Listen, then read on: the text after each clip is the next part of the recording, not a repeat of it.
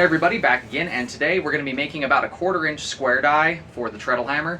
In the last video we made a 1/4 inch fullering die, which means that the top side is round, so where it's going to surface on the material it's going to leave a round depression, and it can kind of cut in with that round depression. Now we're going to do the same thing but square. Super simple, the only difference is getting our stock. This is a piece of coil spring, just like the other ones have been. All of them have been coil spring chunks that are just extra cut-offs I had laying around the shop. But we're going to take this, we're going to square it down a little bit more. It's still going to be rectangular, but the top corner is going to be perfectly square. So we're going to get that nice square flat edge going on this.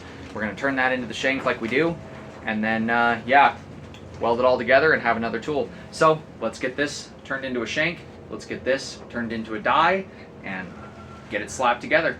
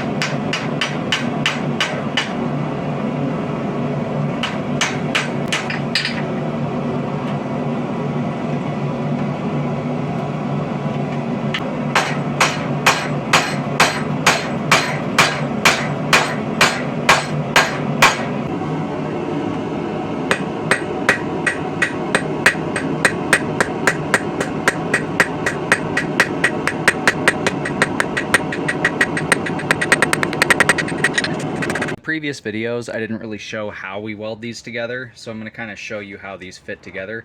You make one lip on one side and a lip on the other, so that way you can mate those two lips, and then you can weld all the way around them, so you can reach all sides. You can start with a nice deep root down here and work your way up.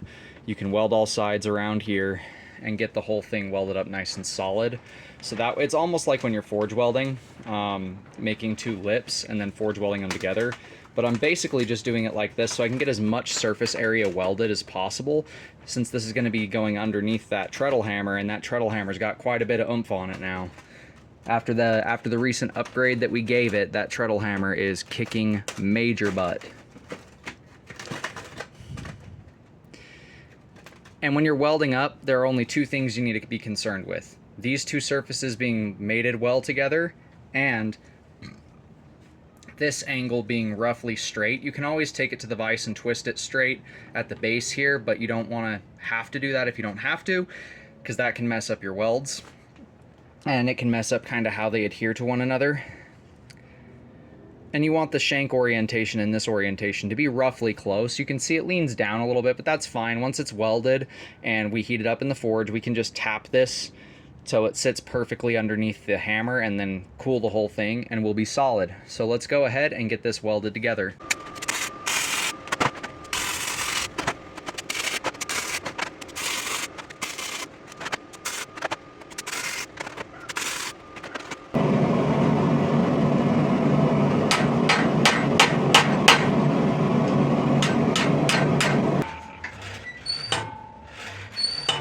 So that's the third die for the treadle hammer all finished up. We've got a round, a square, and a fuller. So we've got 3 dies made for this machine, and we're going to keep making some more. We're going to make a couple with indentations for making round swaging, basically, making square swaging, things of that nature. So these are not going to be the only dies that I make for this tool.